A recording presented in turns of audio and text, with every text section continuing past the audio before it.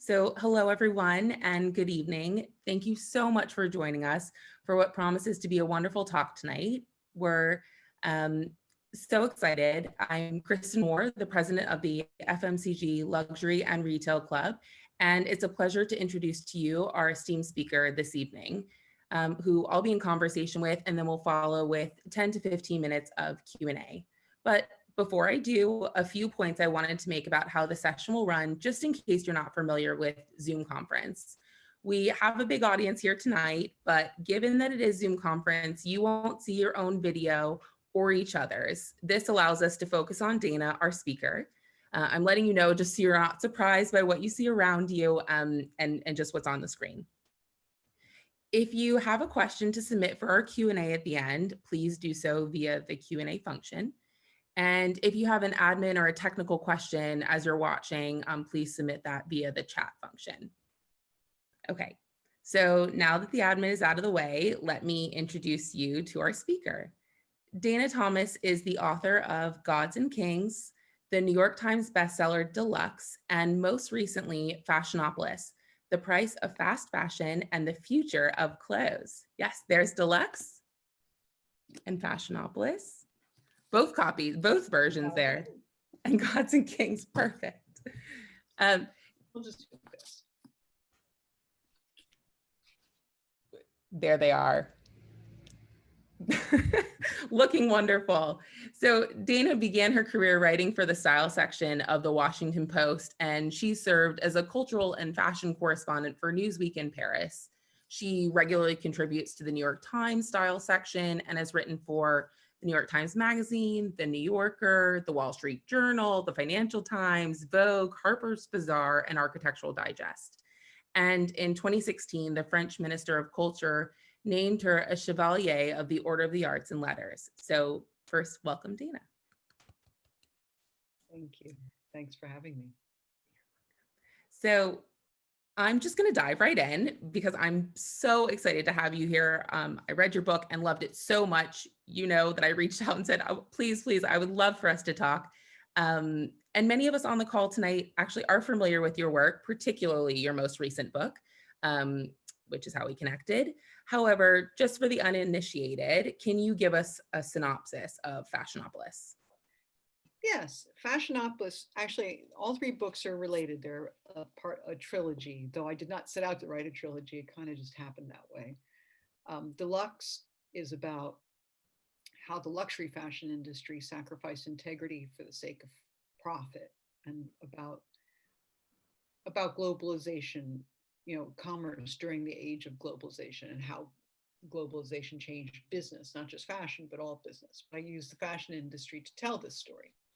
Gods and Kings is about Alexander McQueen and John Galliano, but in fact, it's about how the creative was so impacted by this globalization boom, and how, these were art students who had been trained, who had studied at art schools and had no business training whatsoever.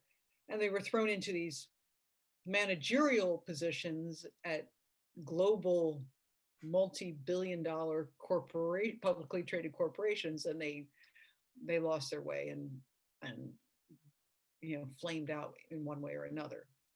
And they're not the only ones. So it was about the war between art and commerce, and how, at least during the age of globalization, commerce is winning. I mean, it's one of the oldest battles since forever. But at least now commerce is sort of beat down art. And then this book is about how fashion, but not just fashion, all business, in a sense, but definitely the fashion industry has sacrificed the planet and humanity for the sake of profit, meaning that businesses, the sole, sorry, I'm going to sneeze. Okay. The sole reason, the sole purpose, the raison d'etre of these businesses is profit. I am so sorry. And is profit. And the profit, there must be dust on the books when I was waving them around. Brought them off the shelf. So profit is first and foremost. And if it means polluting in order to make more money, because pollution is cheaper than, it's much cheaper to dump your waste into the river than it is to send it to a water treatment plant. Or it's much cheaper to spray your cotton of chemicals and produce twice as much or 6 times as much as it is to nurture organic cotton. And and it's much easier and cheaper to do industrial farming of leather from what do they call this ranch? Suddenly I'm blanking on what the farms and ranches are called. Feedlots from feedlots Yeah. than it is to have 70 sheep on 5,000 acres. So Yeah. Going the cheap route to get profits, no matter what the impact is. And of course it's cheaper to pay somebody $68 a month in Bangladesh in a crummy factory that has no safety standards and no fire escapes and not having to pay any benefits, vacation, maternity leave, health care, Right. anything overtime than it is to produce in a factory that's union run in the UK, in Europe, in the UK, in the United States. So that's what I mean by sacrificing humanity and the planet. So that's what the book is about. But that sounds grim, right? And it's not, because we call Fashionopolis the book of hope, in that I set it up like I use Charles Dickens' A Christmas Carol as my framework. I always use somebody else's book as the framework to figure out how to structure it. And so I took that one. So the ghost of fashion past is dark and grim, but I tell the whole story from the early days of the Industrial Revolution in Manchester and the birth of the garment district in New York City and all of that, all the way up to today. And then the second section is the ghost of fashion present. So it's about manufacturing today, the rise of slow fashion, the backlash to globalization. And then the third section is the fashion of the future, which is about all the cool innovation that's coming out of Silicon Valley and other such places, like growing leather in laboratories and regenerating old cotton t-shirts taking them down to their molecular level and regenerate it as virgin cotton and the recycling of nylon and all sorts of really cool things like that. So I'm making leather out of mushroom root systems, and 3D printing and sew bots and all these cool things. So it isn't all a downer, and some of it is, there's some parts where I'm a bit skeptical about how things are happening. My husband called it a little bit Marxist. And I'm like, well, yeah, I do quote Frederick Engels in it, so I guess it is, right? And but after 30 years of unbridled and unchecked capitalism, global capitalism, in this age of globalization, maybe it is time for a dash of Marxism, sort of like a dash of Tabasco on your scrambled eggs. A little something. Just to kind of bring it's gone too far off in one direction, and I think the impact on both the environment and on humankind is dramatic and should be rectified, and at least consumers should know about it so they can make informed choices. And so that's what I wanted to do with this book, was to inform consumers so they can make smart choices. They can they can have a think before they put down the plastic. Absolutely. And so you open the book with a scene I think we all remember from the widespread media coverage it received a few years ago, and that was First Lady Melania Trump and the Zara "I really don't care, do you" jacket. Right. You called it the most existential garment ever designed, made, sold, and worn. And through that, I loved this. Through that, you went through and described the fast fashion garment life cycle, ultimately saying that the clothing is worn on average 7 times. I want to say on one hand, it surprised me. And on the other hand, I was like, oh, this is where we are today. So Did that surprise you when you learned what a small number it is, and kind of where that took you as you were looking at the fast fashion chain? Absolutely. And in China, I've since learned the average is 3. Wow. And that was a number that was pulled together from Y Closet, which is sort of the Rent the Runway of China. All right. We studied to see, how their business, and they concluded that the average garment in China is worth 3 times before it's thrown away. And this is, a culture where until 30 years ago, everyone was wearing Mao suits. And you like wore them until they were falling apart, then you mended them and kept wearing them. And now they're down to wearing something 3 times and tossing it. That's quite a swing in one generation, basically. Yes. And so yeah, the Melania Trump thing is funny because I wrote that when that was going down, and I just kept reading what all these different people were saying about that jacket, including my colleagues at the New York Times and my friend at the Washington Post, Robin Gavon, and all these different fashion writers weighing in on it and political writers weighing in on it. And I just sat there and had a long think about it. And then I was like, no, they're all missing the point. They're all missing the point. It's like the jacket is speaking to us. Yeah. It's not about who's wearing it. It's what the jacket says. That it's made of all this stuff, and the jacket doesn't care. It's like think of it like a cartoon character. Like if that jacket came to life. It's not Melania talking, it's the jacket. In a Dr. Seuss book, right? This is what it would be saying. I don't really care, do you? And here's how I don't care. And the people who designed it didn't care, and the people who produce it didn't care, and the people who sold it didn't care, and the people who buy it don't care, and it gets thrown into the landfill and they don't care, and it's breaking down into the water, and it's got made of toxic everything, and none of that, nobody anywhere, at any point in its, from conception to death, did anyone care about what this jacket was going to do to the environment, or the people who were making it, or the people who were buying it, or the people who were selling it, any of it? It just didn't care. Nobody cared. And that's why we're in such a mess, where we produce 100 billion garments a year, and only 80 are sold, 80 billion, which means that 20 billion are thrown away or destroyed somehow before they ever wind up on the retail floor. Mm-hmm. I mean, that's crazy. Yes. I mean, the waste. And that, 98% of the people making our clothes today are not paid a living wage.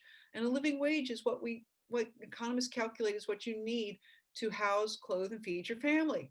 And they earn half of that, which means that they basically need to have 2 full-time jobs to pay their bills. Mm-hmm. Just the basics, just to feed, clothes, and house your family. Now, it's not putting away, anything for savings. That's not covering school costs. That's not covering, vacation. There's no vacation.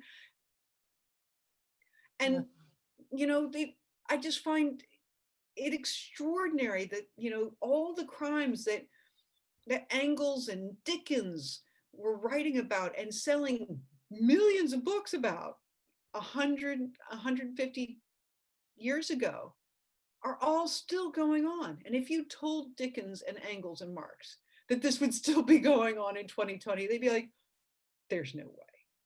You've got to be kidding. How could we not evolve? We're fighting this fight so we can make change. It's not going to change in more than a century. They would not believe you if you told them that. And that it's just moved. It's just changed zip codes. I read the most horrific thing today. Enough to start a boycott. Mango. Pretty Little Thing? Mango fired 800 workers in Cambodia simply because they asked for clean drinking water. Oh God, how horrible. It's unfathomable. It's unfathomable. It's unfathomable. That's exactly it. I thought, that's terrible. I thought you were going to mention that's exactly the same thing Engels was writing about in 1852. Yeah. Isn't that crazy? Absolutely. And we're here. We're now where we know that we're in 2020. That was 1852. How can this be? And it's just all this overconsumption that we And have all the where we have more overconsumption, than enough the thoughtless, clothing, the food. thoughtless, the Yeah. thoughtless consumption. Yeah. And like I said, I'm writing this about clothes, but it's not just clothes. It's Right. thoughtless consumption of everything. I just went back to the United States for a month. I timed it perfectly and hit when the moment when the COVID went down, and Yeah. then it started was going up, and I got back to Europe and locked back down again. But I traveled from the Pacific to the Atlantic. I drove across the country Mm. right in the month leading up to the election. It was really fascinating. And seeing who was supporting, and places where, you know, one was one and one was the other. But beyond all that, and beyond the either the care or the carelessness about COVID and the rest of that, what I found remarkable was the waste, the trash, the amount of plastic that was used, Mm.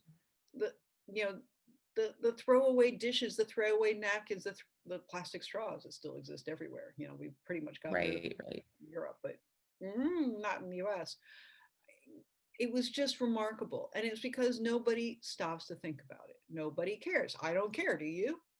And that's what that jacket was talking about Well, in every regard. We don't even stop to consider it right. because And it's it's so just part interesting of our though, life. because we know the data shows us, we're seeing it. We're seeing the rise of the activist consumers, particularly millennials and Gen Z, want to buy into purposeful brands. They want to buy into these brands that are showing their values and showing that they care about not just me and my world, but the world, right? And but these are the same generations that have bought into fast fashion. And so what And would you fast consider food, to be fast everything. Yeah. right, right? And so Fast why do you furniture, think that IKEA, is? all of it. And that it's cheaper to buy a new garment than it is to dry clean it. Hmm. For me, that's your rule of thumb. If it costs less to replace it than it does to dry clean it, then you've not paid enough. Right. That's a good rule of thumb. That's And it's a piece of junk that you're going to throw away. yeah. So just don't buy it.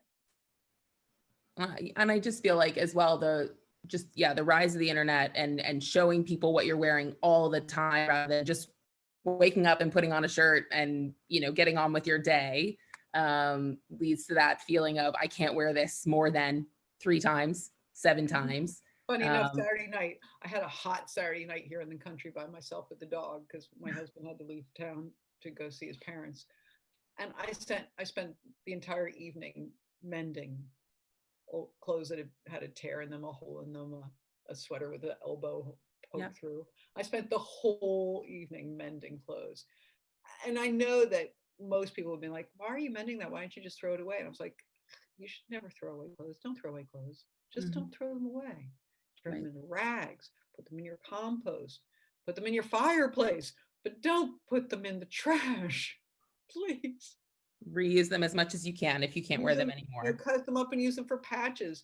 My daughter, when she was taking sewing classes as a kid, she would take leftover, things that she'd outgrown and then cut them up and make bibs for her little cousins, like reuse, recycle, Yep. some repair, but just don't throw away clothes. I mean, Right. because especially polyester, it just sits in the landfill forever.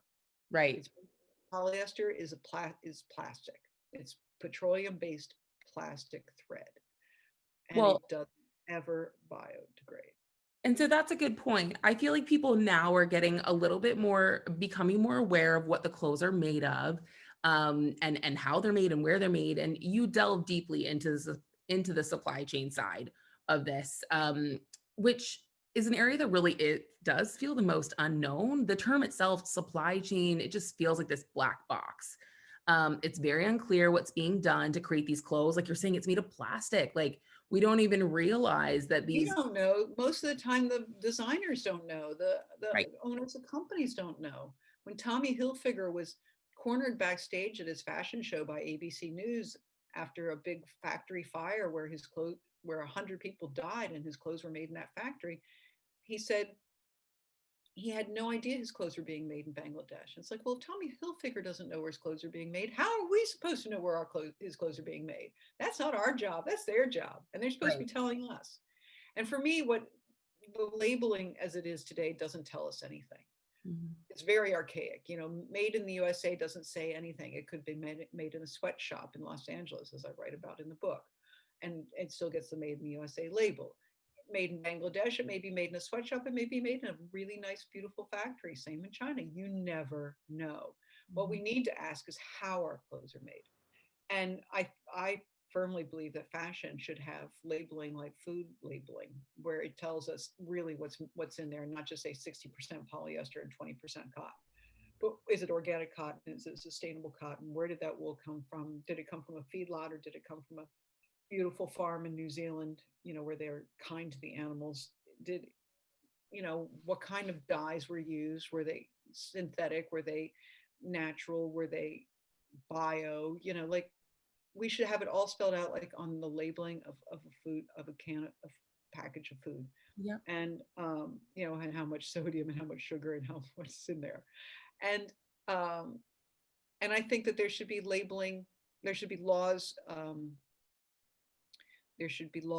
demanding that the factories that make the clothes that are imported to places like, say, let's just say the EU, that if you import the clothes into the EU, that your factories have to meet EU factory standards and not just your own local standards. And if they Right. don't, then you can't import to the EU. I mean, we do that with other things. Why can't we do it with clothing? I mean, that you can't use DDT on your cotton, that you can't, use these synthetic dyes. If you're dumping your wastewater in China, you cannot import your clothes into the EU. Mhm. And do you Too think that bad it's for you. consumers, I mean, we've said this, so I suppose so. When are we going to start to demand this kind of information from the brands? Is it Well, still that we it need to never understand even that the crossed our brands mind. think That's so? why we're not asking for it, because it just never it's a bit like when you go to the grocery store and you buy meat, and it's on a styro and why are they still on styrofoam, on a Right. styrofoam platter wrapped in plastic? It Yeah. never even occurs to you that, A, this came from a cow. Right? It's just like this beautiful looking steak. And that this used to be a creature, and then where was this creature, and where did it live, and how did it live? We don't know anything. Now, we do know more today than we did, say, 30 years ago, because of regulation and how that changed, and the rise of organic everything, and the rise of traceability in the food industry. But we do not have that in the fashion industry. And I think it just never occurs to people to question what they're putting on, to Mhm. have a think about it. And that's exactly why I wrote the book, Yeah. to make you sort of stop and go, like, I had no idea that this is what it takes to make these clothes, And and what do you think that, where it all comes from. do you think it's going to take the consumers turning around and saying, you know, paying with their, like voting with their dollars, or do you think the Absolutely. The brands? power of the purse, Yeah. which is an old-fashioned saying. That's with boycotts. Yeah, definitely. And we've proven with boycotts that it does work. I mean, I was reading today on Twitter that now there's a boycott mango for that horrible human rights, that firing of 800 workers because they just wanted to have clean drinking water. I mean, that's crazy. So, there's it may not really impact mango. Mango's huge, but remember when Nike got caught sourcing from a sweatshop in China? That was a gigantic scandal, and it really wounded the company. And they had to work hard on transparency and cleaning up their supply chain before their numbers went back up, and they had to regain the trust of consumers. Mhm. So And you consumers talk have about more power than they realize they do. the consumers have more, yeah, Much more more, power. much more. Absolutely. I mean, we've seen that this year with, the rise of so many different things, not necessarily with regards to brands, but just different demonstrations that have happened throughout the year. And even when we were going into lockdown, and Amazon employees, right, where those that were working in the warehouses were going out on strike, and so that they could have proper PPE. So we know that we're seeing, I mean, that's obviously employees, but people recognizing the power that they have against brands.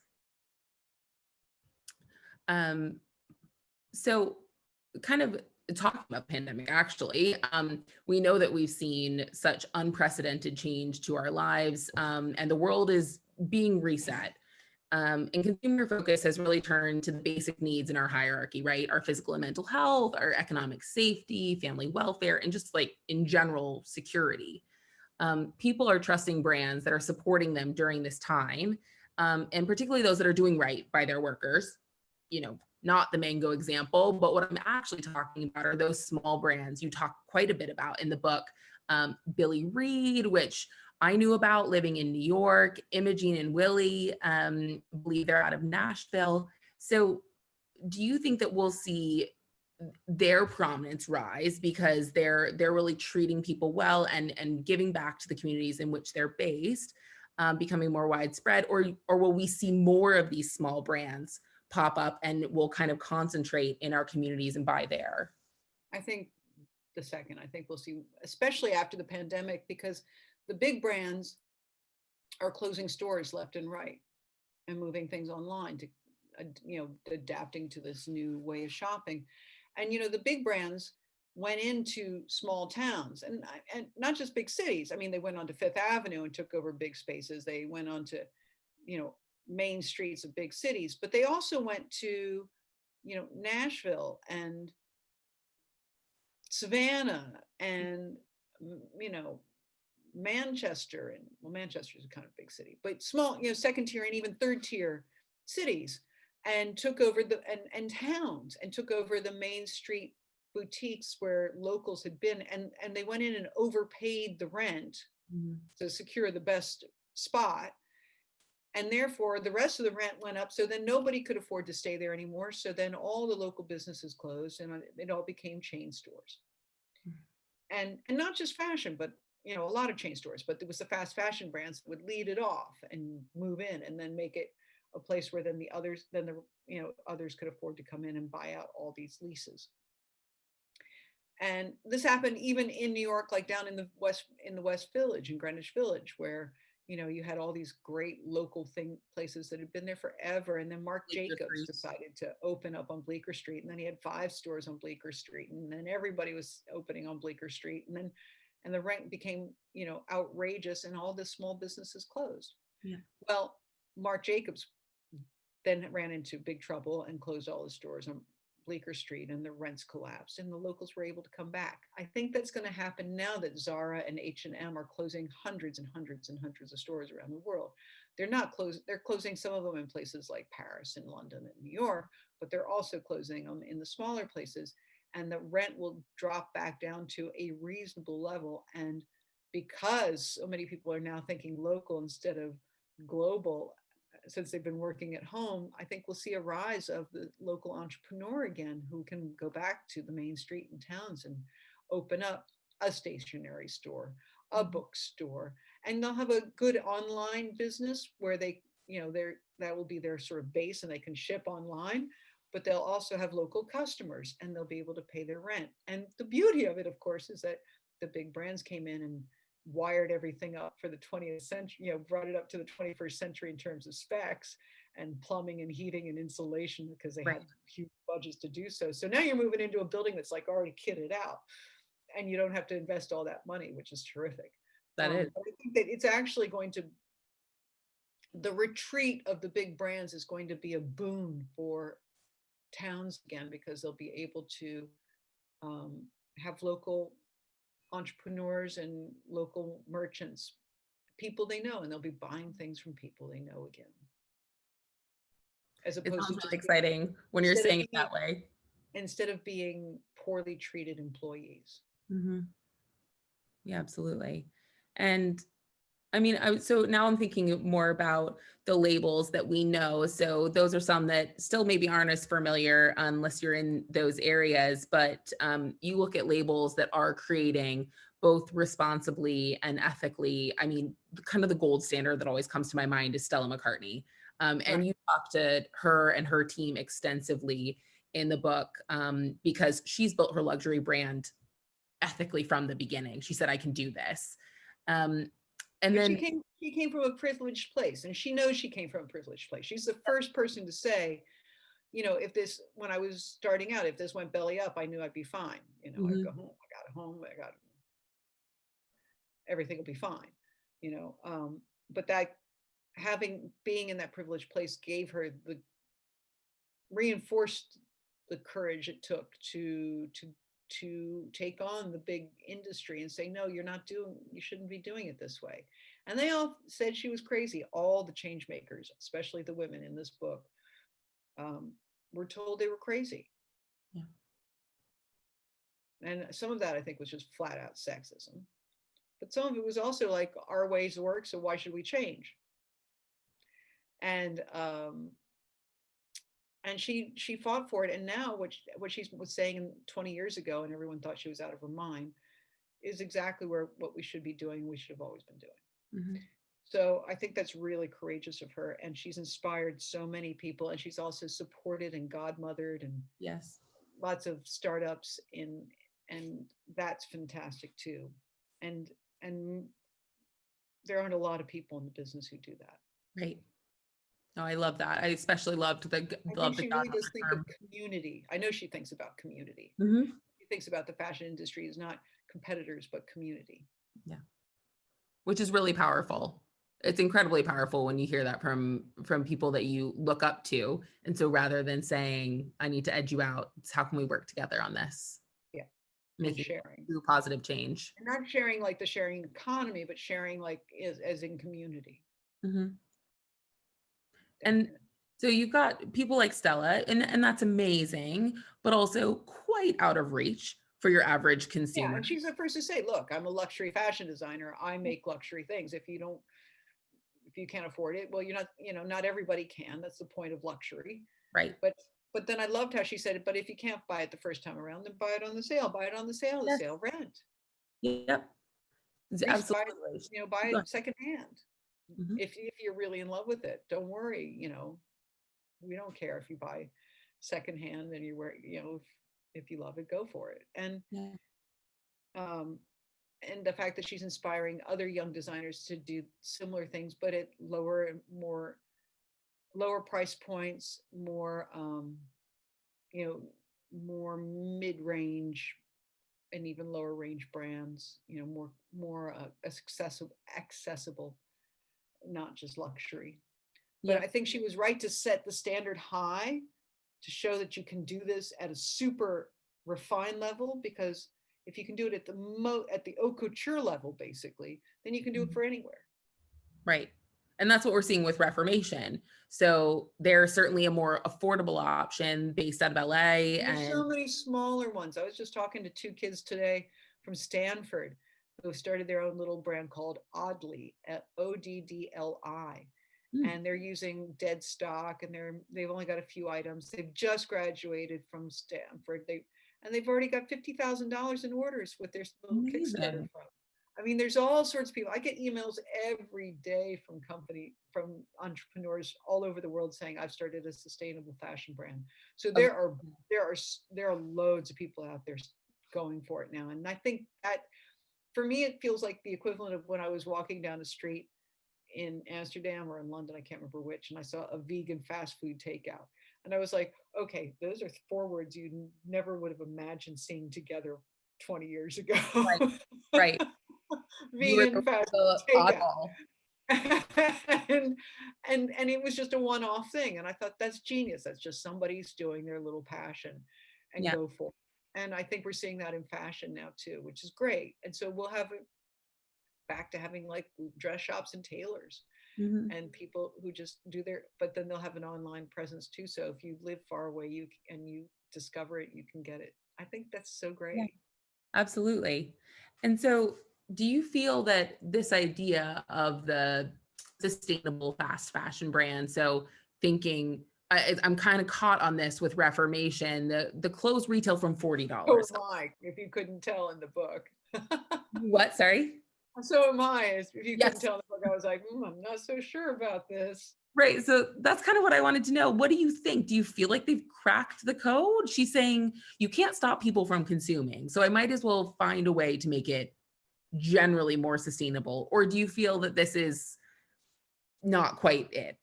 I think no, it's not quite it. I think she started on the right track, but then she fell into the same. Basically, she took the old system and tweaked it. And you can't take the old system and tweak it. You got to come up with a new system. Mm. As long as she wanted to be, a publicly traded brand, growth, profit, overproduction, big production, and bottomless production. Right. Then you're not changing any. I mean, you can be using and also I don't like the idea of doing carbon offsets. I think that that's a cowardly way of fixing the problem, and it's actually the root of it. It's like apples and oranges. Well, you're still dumb. You're still polluting. You may be cleaning up over here, but you're still making a mess over here, and that's the thing that matters. Is if you're making that they don't. It's apples and oranges. Like they don't balance each other out. So I think anybody who starts saying that, using the carbon credit thing as their reasoning for calling themselves sustainable, they're not. That's greenwashing. Plain and simple. She's no longer with the company, Oh, right. She got bounced for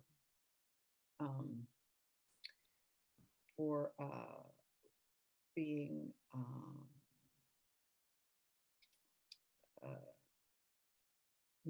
racially insensitive. Oh, yeah. Well, in hiring and in advertising and in everything across the board. And she was gone. She was gone in like 48 hours. Right. Well, so the company has a chance, but when a company goes public, then it's lost because the shareholders want to see profits. That's what they care about, and they don't care how you get them. And then you start sacrificing your integrity for the sake of profits, which is what the subject of my first book was about. Right. And that, as soon as you have to start answering to the shareholders, you're done for. And so when you were researching your book, what did you find to be, if you can pick one thing, the most challenging or frustrating situation that you maybe hadn't realized the depth or just hadn't known before? Sweatshops. Nothing prepared me.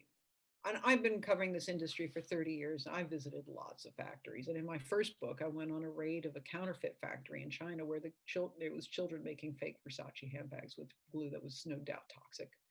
And they were skinny and they were sad and they looked like something out of Charles Dickens. Nothing prepared me for the sweatshops in Bangladesh. I was just aghast by the situation. And producing things, for brands that I'd heard of. And then the sweatshops in downtown LA and how blatant it was, just right there in your face. You're in a building where down the hall there's a dance studio and an art gallery. You could be going to some art opening where you're swilling good Sonoma white wines or Napa Valley white wines and you're wearing your cocktail dress and heels, and you just walk past a sweatshop and the doors open and you can spy in and see them making clothes for Forever 21 or somebody else at a fraction, for $2 an hour instead of $10 or $15 an hour. Yeah. That for me was the most frustrating and also, a little bit scary. I mean, I was with, in LA with somebody who regularly visits those places and she got, noticed but they had thugs chasing us out of one of the buildings. And I thought, if I weren't here with her, I might have gotten clunked. And, terrible as a visitor and horrible if we think about the people. And this is in downtown LA. You're walking down the street, and the tallest building in the neighborhood. Like it's there, like it's a beacon. Yep. Filled with these sweatshops, and then with the check cashing place downstairs where they take the workers' money some more, and they own the check cashing thing too, and they charge them $25 cash their check of $100. I mean, it's just outrageous. Right. So, but in Bangladesh that was really hard, and it was And then going to see the survivors of Rana Plaza was just Yeah. unbelievably heartbreaking um, and so frustrating. Like, how can these brands, these brands that say they've gone to places like Bangladesh because they want to lift these people out of poverty and give them an economic incentive and give them good jobs, and then the factory collapses on them and they go, this isn't our fault, we had nothing to Hmm. do with this, and they don't step in and help any of these people, and they're all suffering from PTSD, or they're bedridden, or Right. they're broken, or they can't have children, and they can't afford anything because they can't get back, they can't get any other work. The only work is back in a factory. Would you go back in a factory, a clothing factory, after you worked in one that fell on you? Yeah. you know It's terrible. I mean, it's it's certainly, I think, part terrible. of the book But of, the industry did not step up collectively and just be like, wow, we have to help these people. and they Nothing. tried. Just like, They tried this to is create like a not, coalition and sign things, but then you were saying even that it might be posted on the wall. This is our code of conduct, and this is how we behave, and this is how what we'll adhere to, and then it wasn't followed through with all the no, I time. mean, they did help with, the Accord for Safety, and they did go in and fix up factories and make them safer, but nobody stepped up to help the survivors, Hmm. and there were thousands. Right. No.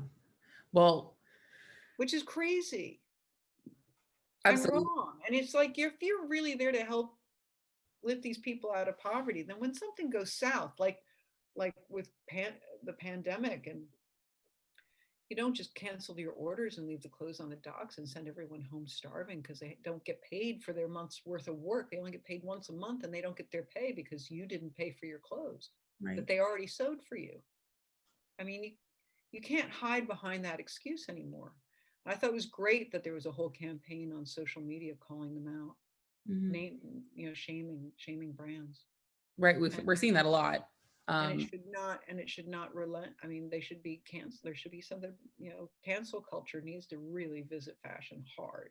Hmm.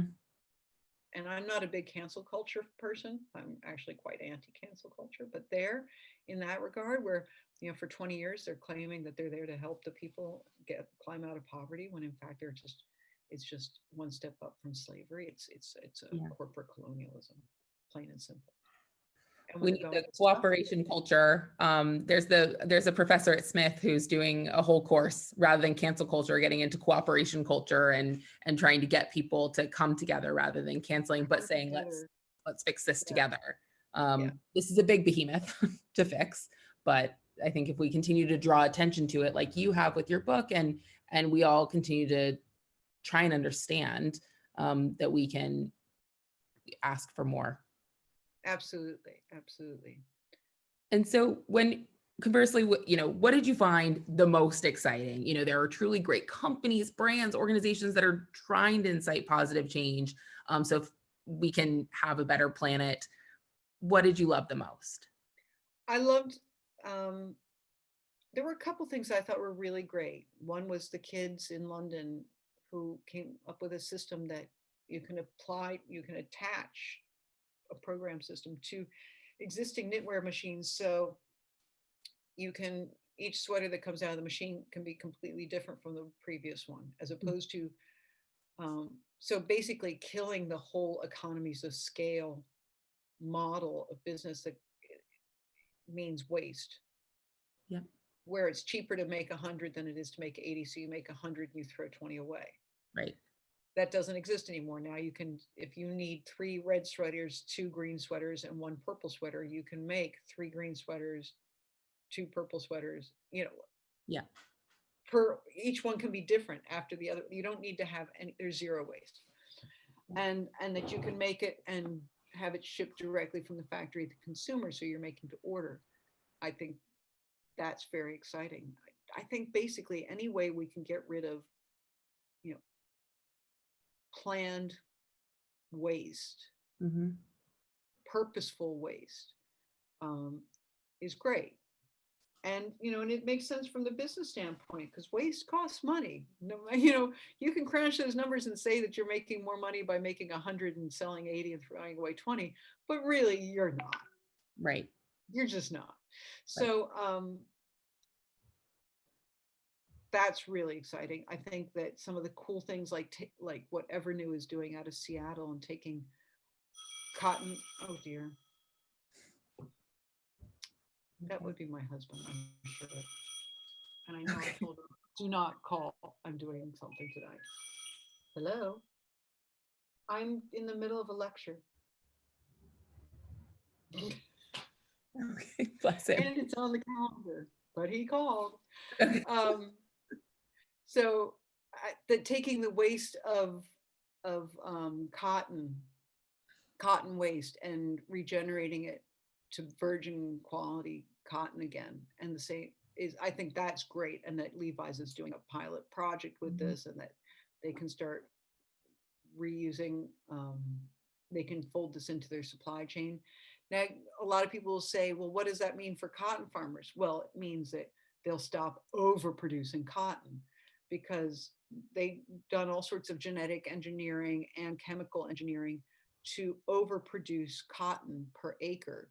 So you get 6 times as much cotton per acre than you would out of as organic cotton, simply because they get paid by yield Mhm. for acres. So that means you get 6 times more cotton, or Right. 6 times more money. But in fact, you don't, again, because it costs so much to get the chemicals, and it costs so much. Yeah, but basically we overproduce cotton just as we overproduce everything else. Right. And so this will take cotton back to a normal level. Mhm. And also the workers won't be overworked. I saw the most horrific video today. God, I spent way too much time on Twitter today, and I'm not a Twitter person, but I Black saw hole. a video on Twitter today of salad migrant workers picking heads of salad and wrapping them in plastic and putting them in the machine, and the machine just is on a timing thing where it advances, and they have to keep working as fast as they can to keep, or Oh, the machine will like run them over. wow.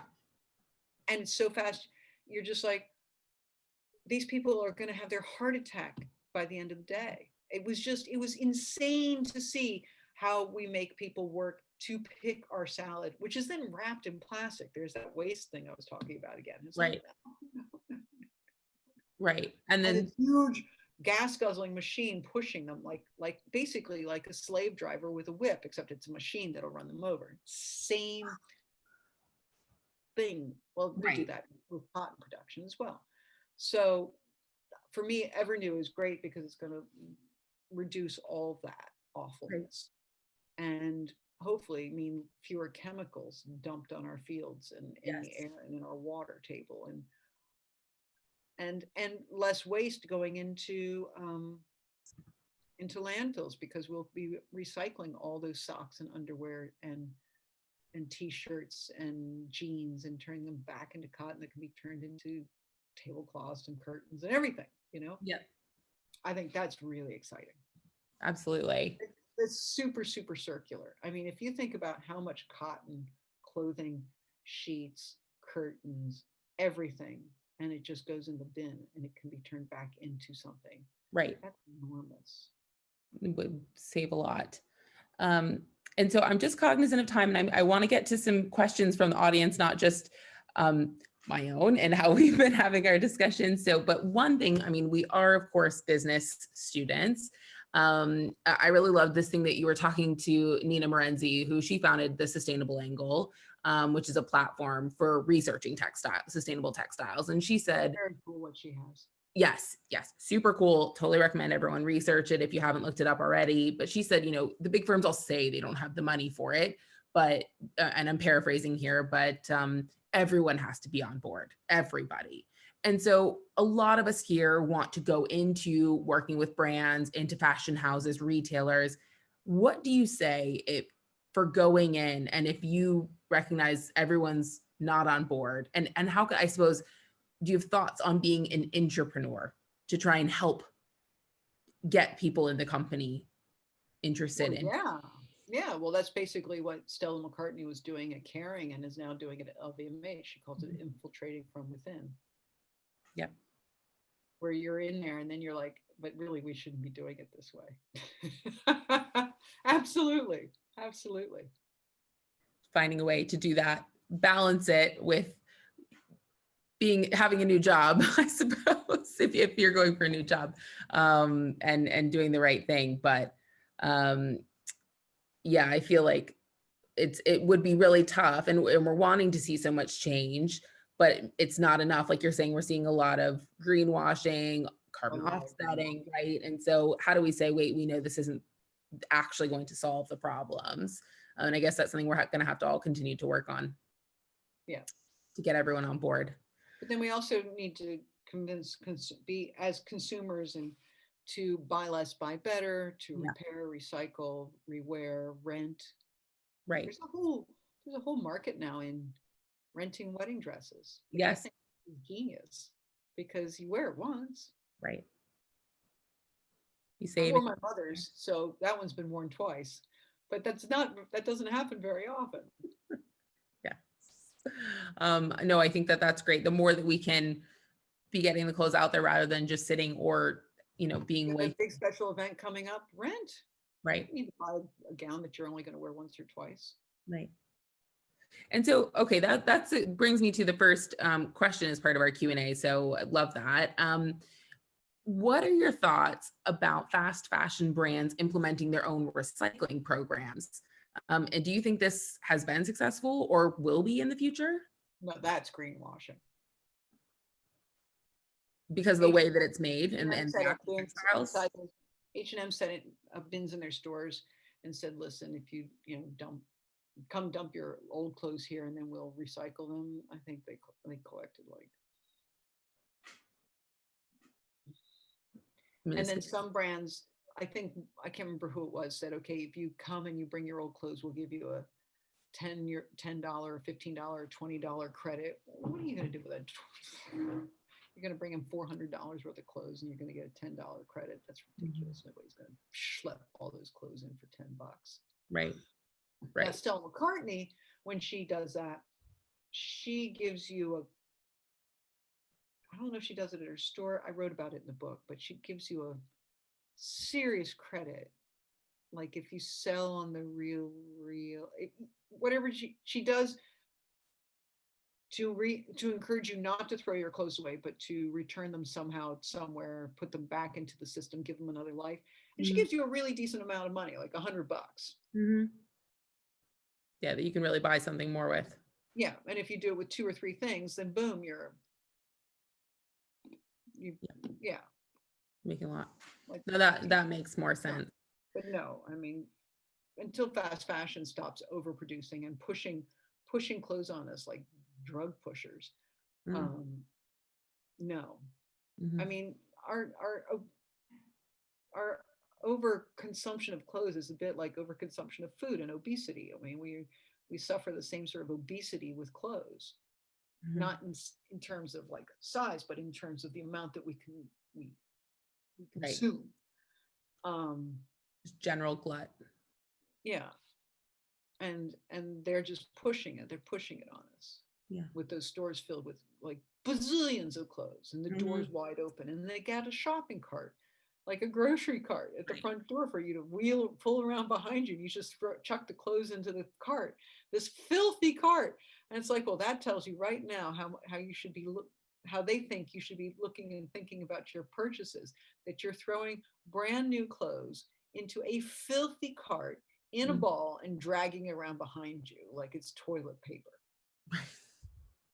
Not what we need to have on our bodies. And tomatoes. Right. No, that's terrible. Absolutely. Transitioning. They start talking about recycling and their green collection, their conscious collections and everything. Like, you're like, no, that's not it. So be on the lookout, everyone.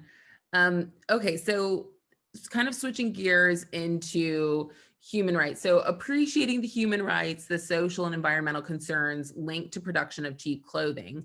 The cost of not having this source of low income for the most vulnerable populations in developing countries would mean unemployment. So no income at all, I guess as it's currently structured. While in developed economies, it means no cheap clothing for lower income earners.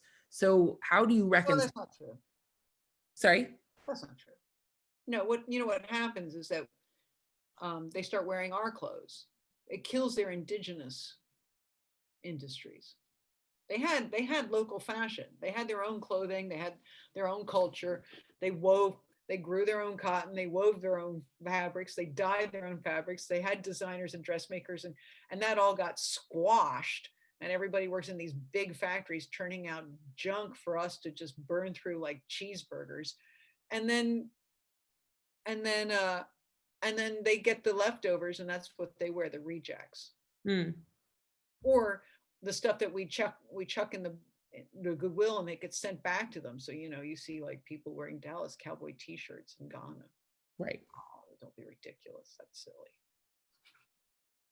And yeah, so I think one of the questions is, or part of this question is, so if people make less, and maybe the answer is buy less, but is buy better, buy less, but is if you're on minimum wage in the States or here in Europe, and you can only afford lower priced clothing, so, and that's made in other country, that kind of it's what. Okay. Here's the short version of the big talk, which is that we've been conditioned to believe that it's normal to pay so little for clothes. Clothes have never cost less than they do today. We pay the same price for clothes as we did during the Depression. The same price. Yeah. Not adjusted for inflation and all the rest of it. The same price. And we're earning a lot more money than we used to. It's not like we're paid the same amount of money. And was there ever a more horrific time economically than the Depression? We're close now, but this has only been 6 or 8 months. Right. That was years. Okay. So no. In 1960, I don't have the fact. I got to get this fact written down and like keep it on a post-it on my wall because I can never remember it. But basically, in 1960, we bought 1/4 the amount of fashion that we do, or 1/5 of the amount of fashion that we do today. But it took we spent 4 times more money on it in our, like the pie chart you have of your life. And you have so much for your house, rent or mortgage, you have so much for food, you have so much for utilities, you have so much for playtime, and you had a piece of pie for clothing. Well, back in 1960, that piece of pie was this big, and today it's this big. Mm-hmm. But we buy 5 times more clothes with this little sliver than we did with this. Mm-hmm. That's incredible. Just think about when you walk into an old house and the size of the closets. We didn't have walk-in closets before about 1965 or 70. Didn't even exist. So we've been conditioned to think that it's normal to be able to go out and buy a new dress for Friday night because we have a hot date, as opposed to shopping our own closet. We've been conditioned, like I said before, that you can, well, we were talking about this earlier, or no, it was with somebody else. Clothes cost the same amount today for young people as when I was 16. Mm-hmm. But I was making $1 an hour babysitting, and my daughter makes $10 an hour babysitting. So she has 10 times the purchasing power. Right. You can afford more than you think you can. You've just been conditioned not to believe you should spend that much. Mm-hmm. And that's interesting. And you're not wearing your clothes and keeping your clothes long enough. It's better to buy a pair of $300 jeans. You go, what? A pair of $300 jeans? Well, when I was 25, I would spend $60 or $70 for a pair of Levi 501s. Mm-hmm. This was when they were shrink to fit. I still have them, and my daughter wears them now. Right. Good investment. Cost per wear, very small. And at the time, that was like $300 today. Right. Yeah, absolutely. That was the price. That's the price they should be. Mm-hmm.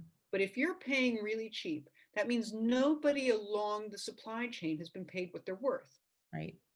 And that also conditions society to believe that you can keep doing that, which is why you aren't being paid what you're worth, and why you don't have what you believe is the money that you should have that you're such a low income earner. Why are you such a low income earner? Because everybody is not paid what they're worth, and you're feeding that machine by buying these cheap things. Mhm. So you're actually hurting yourself.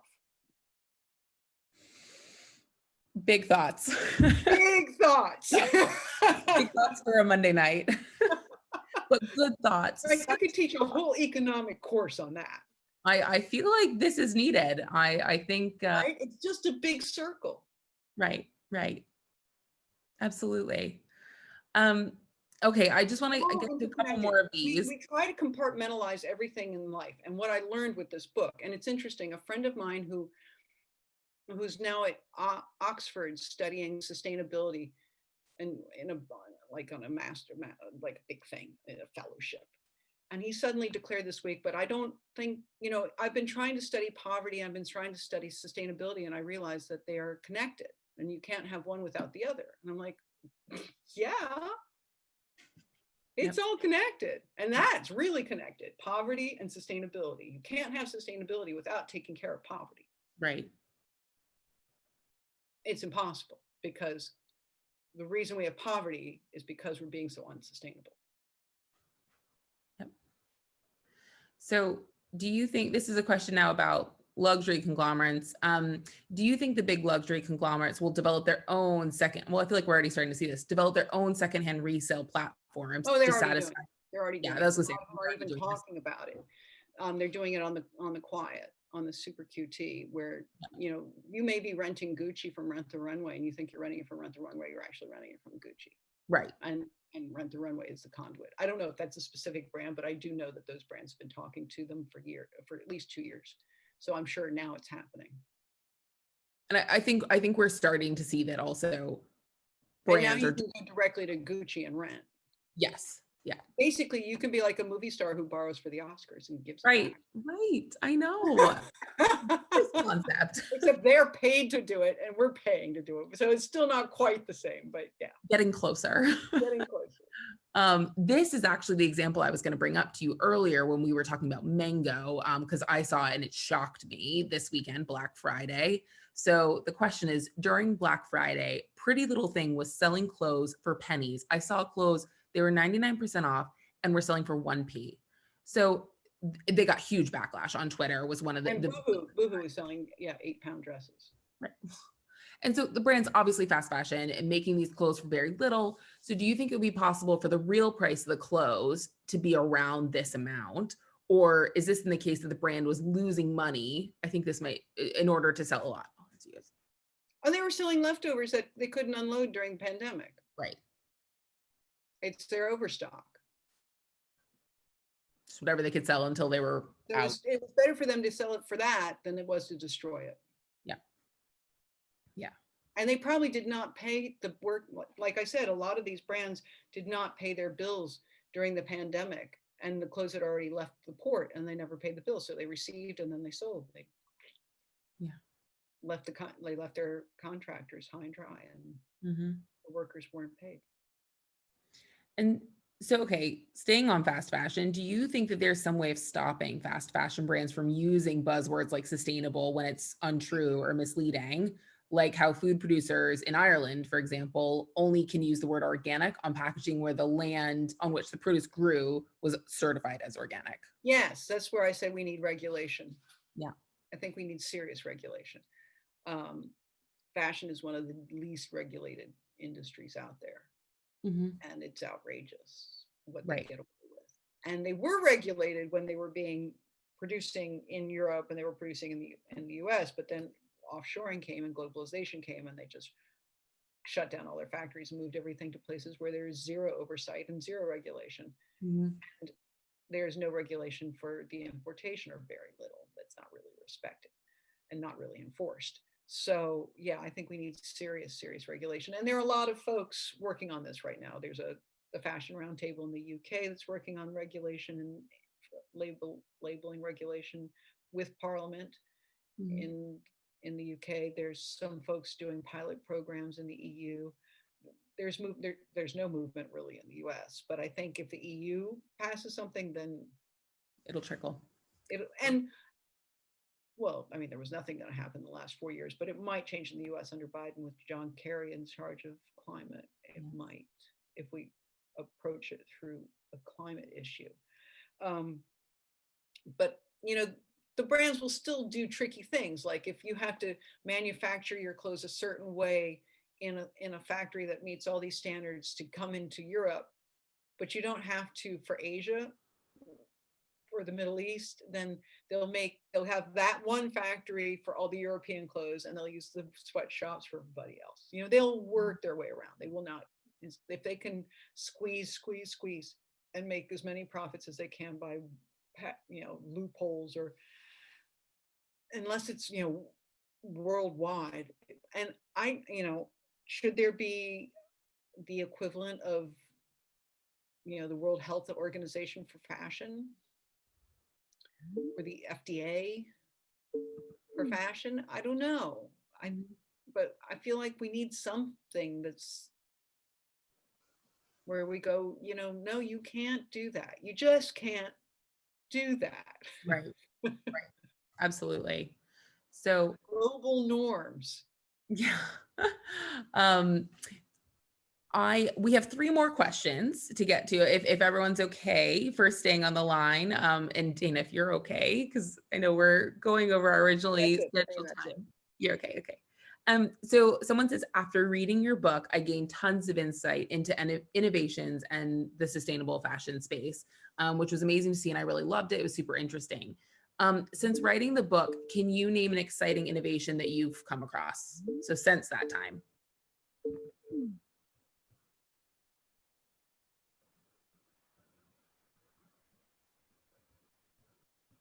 No.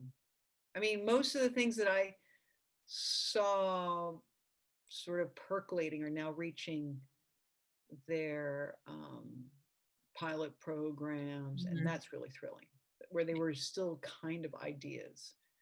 But anything new? I haven't seen anything new. I'm really intrigued about the whole virtual fashion world, but that's a completely different thing. But I find that fascinating.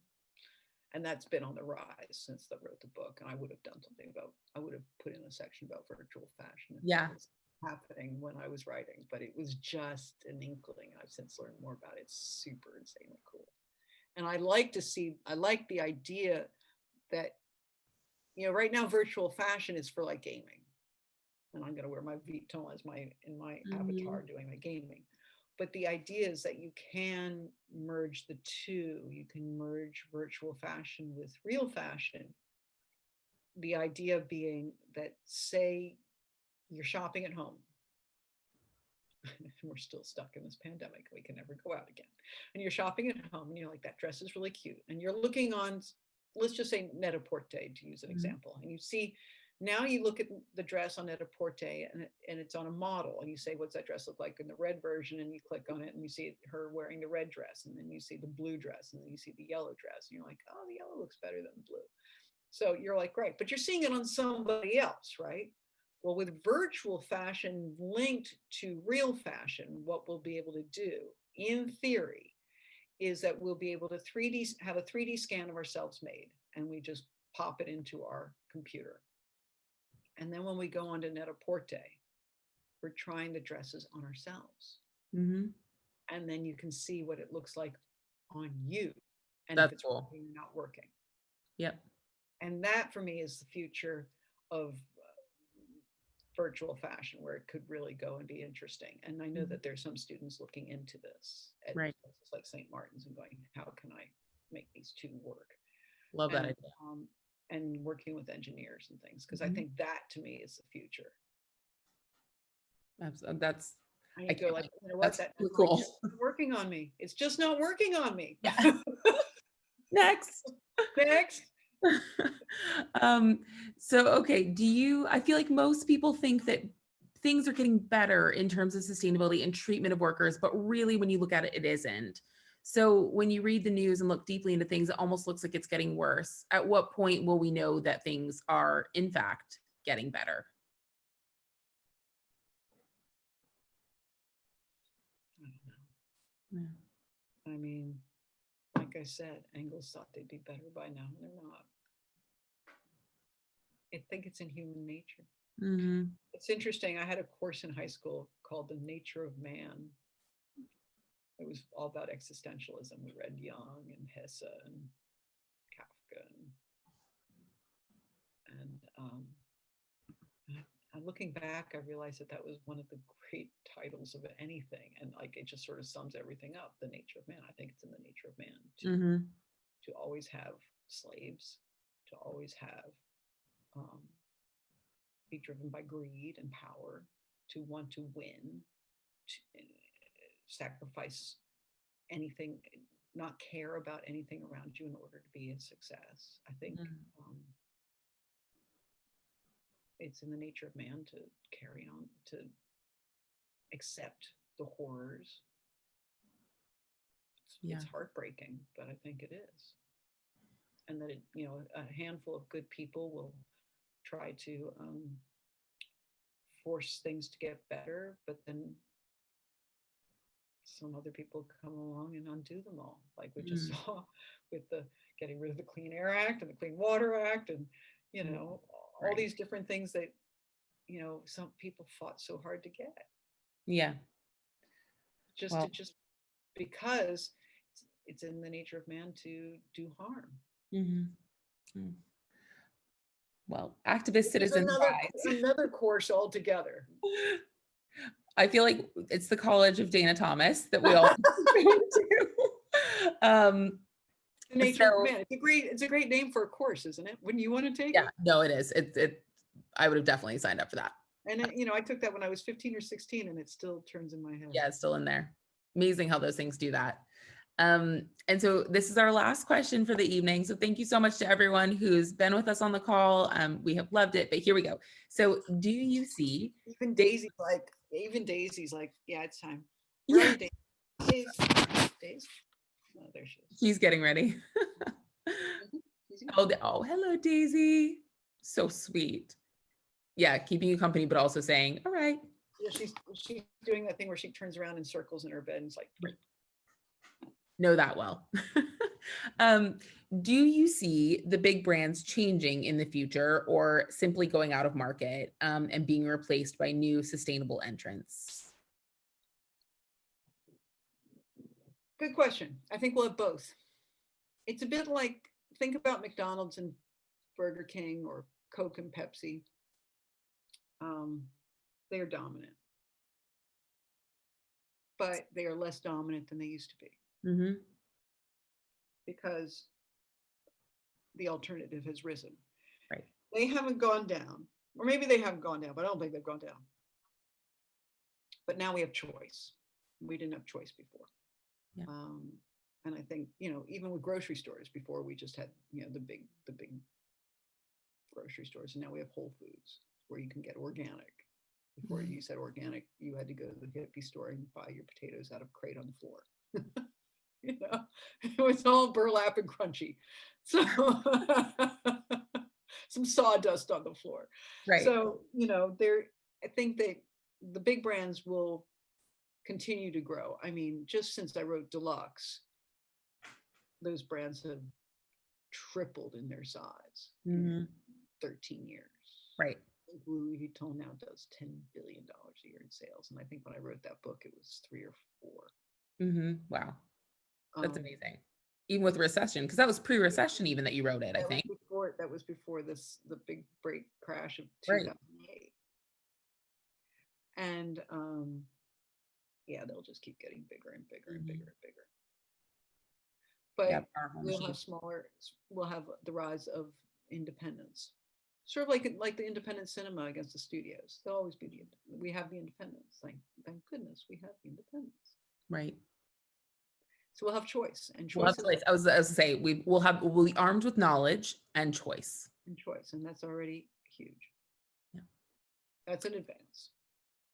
That is an advance. I couldn't agree more. And I feel like that is the perfect note to end on. Miss Daisy will probably be very grateful as well. But thank you so much. I couldn't appreciate it more. And on behalf of the business school, thank you so much for being here, sharing your insights tonight. I think you've given us a lot to think about. Great. Thank you. Take care. Okay. Thank you, Dana. Thank you, everyone. Have a good evening. Thanks. Bye-bye. Bye.